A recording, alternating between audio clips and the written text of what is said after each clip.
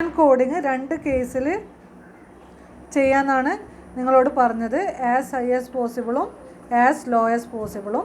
രണ്ട് കേസിൽ ചെയ്ത് കഴിഞ്ഞാലും എന്താണ് നിങ്ങളോട് പറഞ്ഞത്, എഫിഷ്യൻസി സെയിം തന്നെയാണ് കിട്ടുക.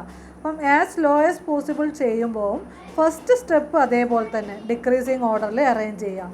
ഇനി എന്താണ്, ലാസ്റ്റ് 2 സോഴ്സ് സിമ്പിൾസിന് എന്ത് അസൈൻ ചെയ്യണം, 0 1 അസൈൻ ചെയ്യണം. 0 1 അസൈൻ ചെയ്തു.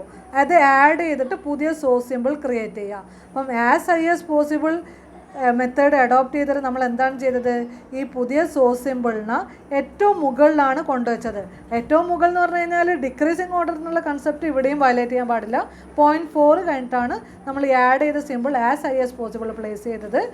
ആസ് ലോ ആസ് മെത്തേഡാണ് അഡോപ്റ്റ് ചെയ്യുന്നതെങ്കിൽ through out the encoding procedure നമ്മൾ ഓൾറെഡി ഉള്ള സോഴ്സ് സ്റ്റാറ്റിസ്റ്റിക്സിൻ്റെ ഏറ്റവും താഴെ കൊണ്ടുവെക്കണം. ഏറ്റവും താഴെ കൊണ്ടുവയ്ക്കണം എന്ന് പറഞ്ഞു കഴിഞ്ഞാൽ ഇത് കഴിഞ്ഞിട്ട് ഒരു 0.1 ആണ് സിമ്പിൾ ഉള്ളതെങ്കിൽ ആ 0.1ൻ്റെ മുകളിൽ തന്നെയാണ് കോമ്പോസിറ്റ് സിമ്പിൾ വരിക. അപ്പോൾ ഓൾറെഡി ഉള്ള സോഴ്സ് സ്റ്റാറ്റിസ്റ്റിക്സിൻ്റെ ഡിക്രീസിങ് ഓർഡർ അത് അതേപോലെ മെയിൻറ്റെയിൻ ചെയ്യണം. അപ്പം ഇവിടെ 2 സോഴ്സ് സിമ്പിൾ ആഡ് ചെയ്ത് 0.2 വന്നു.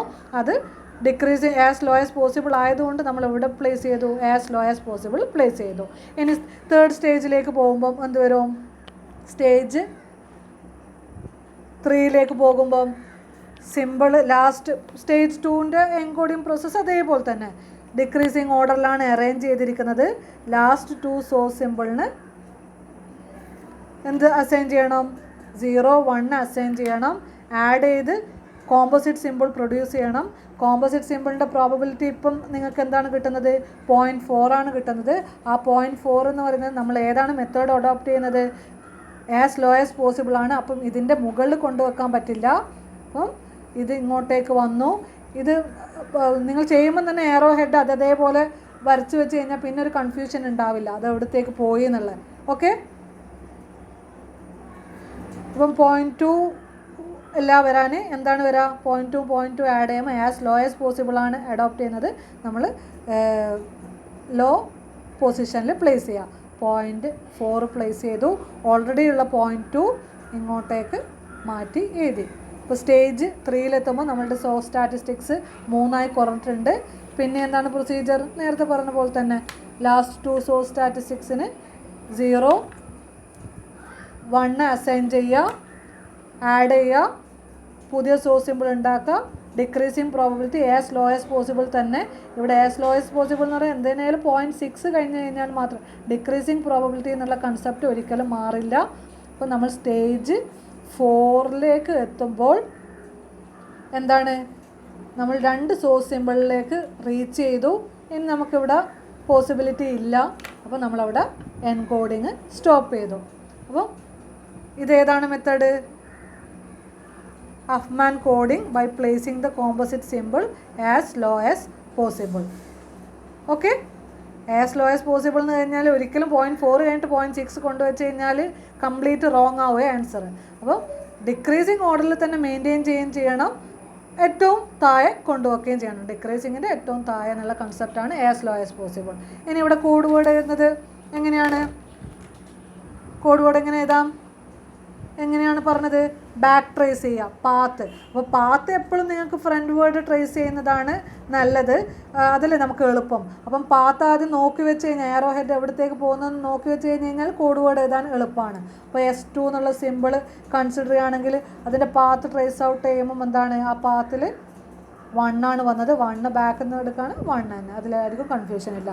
ഇനി S1 എന്നുള്ള സോഴ്സ് സിമ്പിൾ എടുക്കുകയാണെങ്കിലോ S1ൻ്റെ പാത്ത് ട്രേസ് ഔട്ട് ചെയ്യുക. 1 ഇവിടെ ഒന്ന് വരുന്നുണ്ട്, 0 വരുന്നുണ്ട്. അപ്പം S1ൻ്റെ സോഴ്സ് സിമ്പിൾ എന്താണ്, ബാക്കിൽ നിന്ന് ഫ്രണ്ടിലേക്കാണ് കോഡ് വേർഡ് ചെയ്താൽ 0 1.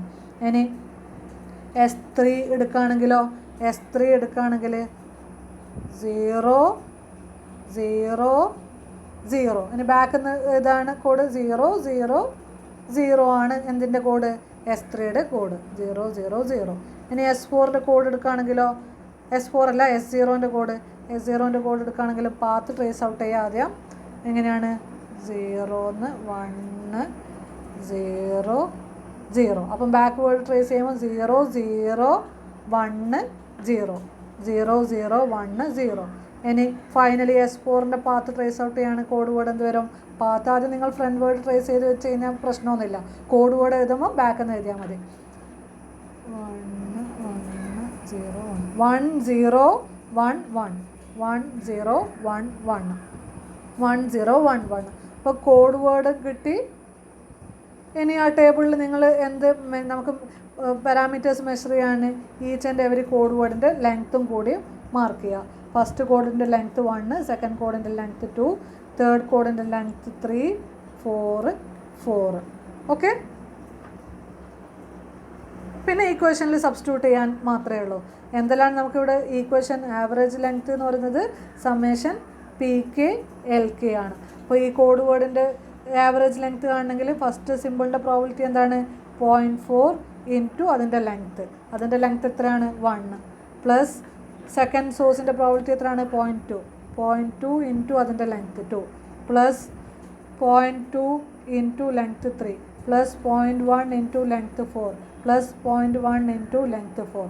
എത്രയാണോ കിട്ടുന്നത് അതാണ് ആവറേജ് ലെങ്ത്ത്. എൻട്രോപ്പി കാൽക്കുലേറ്റ് ചെയ്യാൻ എല്ലാവർക്കും അറിയാം. Summation PK log 1/PK.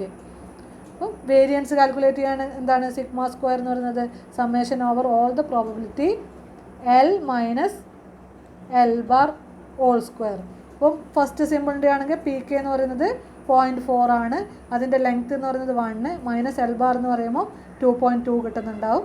അത് സ്ക്വയറാണ്, അത് മറക്കരുത്. സിഗ്മ സ്ക്വയറും കാൽക്കുലേറ്റ് ചെയ്യാം. ഇനി എഫിഷ്യൻസി ഓഫ് ദ കോഡ് എന്താണ്? H ബൈ ആവറേജ് ലെങ്ത് ആണ്. ഇനി റിഡൻഡൻസി ഓഫ് ദ കോഡ് എന്താണ്? 1 മൈനസ് എഫിഷ്യൻസി. ഇത്രയും കാൽക്കുലേറ്റ് ചെയ്യാം. ഓക്കെ.